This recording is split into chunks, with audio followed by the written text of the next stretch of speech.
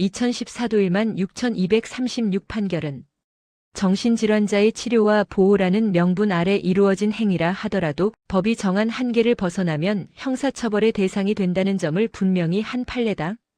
이 사건에서 피고인은 정신의료기관이 아닌 일반 병원을 운영하면서 이미 정신의료기관에 정신질환 치료를 목적으로 입원해 있던 환자들을 진료, 의뢰받아 자신의 병원 격리병실에 입원시켰다.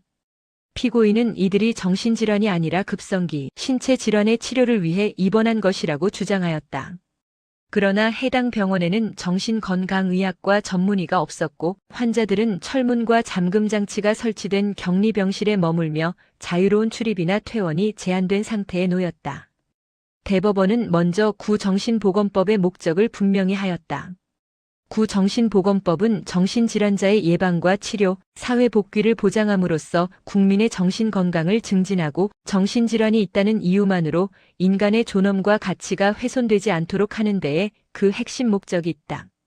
이를 위해 법은 정신질환자를 입원 또는 입소시킬 수 있는 시설을 엄격히 제한하고 정신질환에 적합한 의료보호가 이루어질 수 있는 시설에서만 수용이 가능하도록 하고 있다.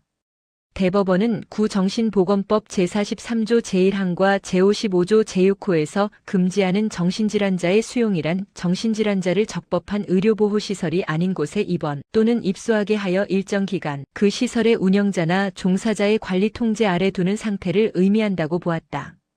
중요한 점은 이러한 수용에 해당하기 위해 반드시 환자의 자유로운 의사에 반해야 하거나 신체의 자유가 완전히 박탈되는 수준에 이를 필요는 없다는 것이다. 정신질환에 적합한 의료보호가 제공되지 않는 시설에서 사실상 관리와 통제를 받는 상태 자체가 법이 금지하는 수용이라는 판단이다. 이 사건에서 대법원은 원심이 인정한 여러 사정을 종합하여 피고인의 행위가 단순한 타과 진료나 일시적 치료 협조에 그친 것이 아니라 정신질환에 대한 치료와 보호가 여전히 필요한 환자들을 적법한 의료보호시설이 아닌 병원에 사실상 계속 수용한 것으로 보았다. 환자들은 정신질환 치료가 종결되지 않은 상태였고 입원 기간 동안 정신질환에 대한 전문적 치료는 이루어지지 않았으며 자유로운 퇴원도 제한되었다. 일부 환자들은 급성기 질환 치료의 필요성이 없음에도 병원에 입원한 정황도 확인되었다. 대법원은 이러한 사정에 비추어 피고인이 정신질환자들을 자신의 병원에 입원시킨 행위는 정신보건법이 금지하는 정신질환자의 수용에 해당한다고 보았다.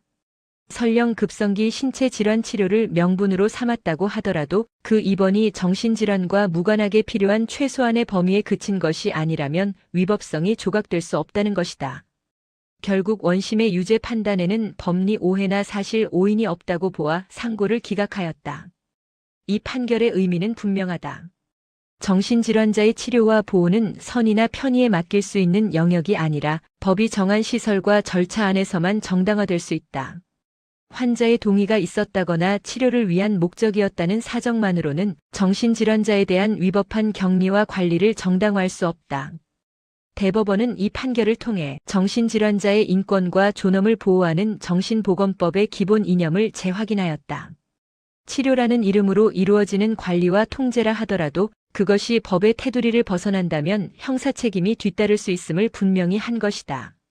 이는 정신질환자 보호체계 전반에 대하여 편의나 경제적 논리가 아니라 인권과 적법성의 관점에서 다시 점검해야 함을 강하게 시사하는 판례라 할 수 있다.